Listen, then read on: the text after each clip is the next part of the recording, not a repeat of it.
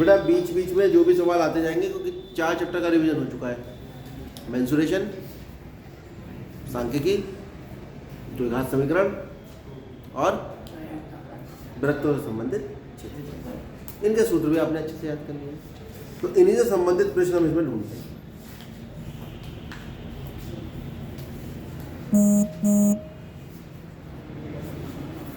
देखिए एक तो एक त्रिकोणमिति का सवाल है।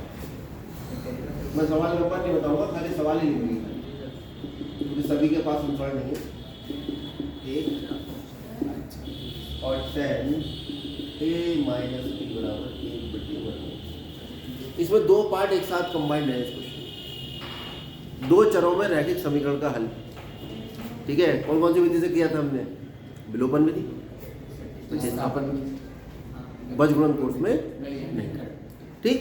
उन दो विधियों में से कोई एक विधि इसमें लगेगी और साथ साथ ट्रिग्नोमेट्री। ट्रिग्नोमेट्री में यहाँ हमें दिया है tan a प्लस b का मान कितना है?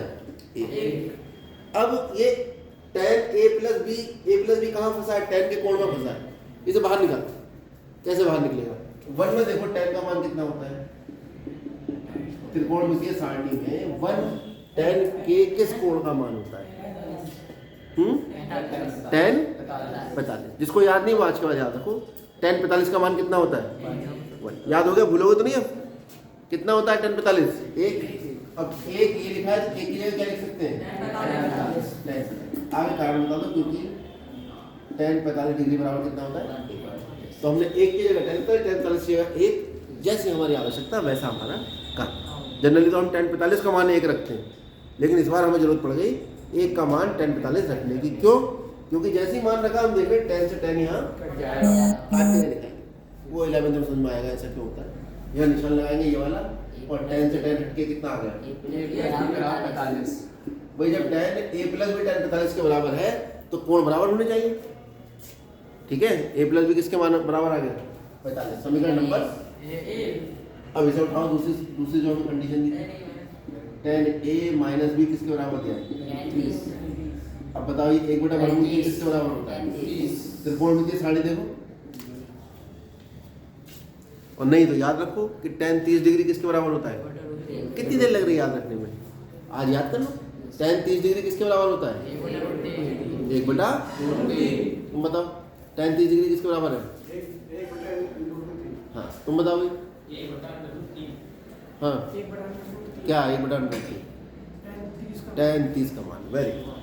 तो हमने 1/√3 की जगह लिख दिया tan 30 डिग्री, और ये कितना था? tan a minus a। यहाँ फिर से a माइनस b बराबर।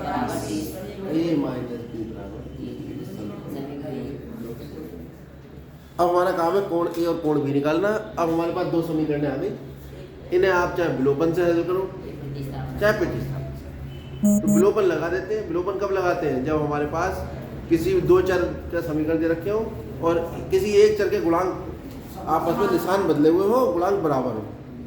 तो हम देख रहे हैं इसका गुणांक +1 है और इसका गुणांक -1 है, और निशान इनके अलग अलग हैं। तो a प्लस b बराबर कितना होगा? विलोपन विधि में क्या करते हैं? जो समान होते हैं उसे काट देते हैं। जोड़ने पर दोनों समीकरणों को जोड़ लो। एक तरीका तो होता है समीकरण 1 और 2 को जोड़ने पर LHS में जोड़ो, RHS और टिपिकल हो जाता है। आसान करने के लिए क्या करते हैं? ऊपर नीचे रखा और लगाया। जोड़ने का मतलब है कि इसमें जोड़ेंगे तो इसके निशानों में कोई परिवर्तन नहीं होगा। अब जोड़ो, a और a कितना होगा? और b में माइनस भी जोड़ोगे 0 बराबर कितना आ जाएगा? 75। a का मान कितना है? 75/2। a बराबर आ गया 2 3 6 2 7 14 37.5। कोई दिक्कत? ऐसे ही अब b का मान निकालना है तो a का मान रख दो यहाँ पर, ठीक है। क्योंकि a प्लस b हमारे पास कितना है? 45 डिग्री। a का मान लिख दो 37.5 डिग्री प्लस b 45 डिग्री। तो b इक्वल टू कितना आता है? 45 डिग्री माइनस 37.5। तो b इक्वल टू कितना आ गया? 0.5 और 7.5। क्लियर हो गया? इस तरह के क्वेश्चन। अब यहाँ पे एग्जाम में क्या करेगा, हो सकता है ये लिखे साइन ए प्लस बी है, यहाँ लिख दे कॉस ए माइनस बी। ऐसा भी तो हो सकता है ये tan दे दे और ये cot दे दे, ये भी तो संभावना है, ये tan दे दे और ये cot दे दे, ये sec दे दे ये cosec दे दे। तो अगर ये tan और cot होता तो मैं 1/√3 का मान cot वाला ढूंढता, 1/√3 cot में होता cot 60, तब cot से cot कटता। ठीक है, इसी अब मैं सवाल आपको दे रहा हूँ, अभी आप करेंगे, ये आपका होमवर्क और क्लास वर्क जैसी आपकी कैपेसिटी। पहला सवाल है साइन ए प्लस बी बराबर ए तथा साइन ए माइनस बी बराबर √3/2, तो ए व बी के मान ज्ञात करें।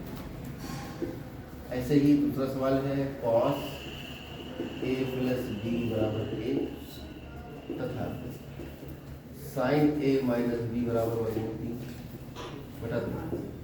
तो ए बराबर ज्ञात करो और बी बराबर ज्ञात करो। तीसरा सवाल हो गया tan ए प्लस बी बराबर √3 तथा साइन ए माइनस बी बराबर, ऐसा भी तो हो सकता है, ऐसा भी तो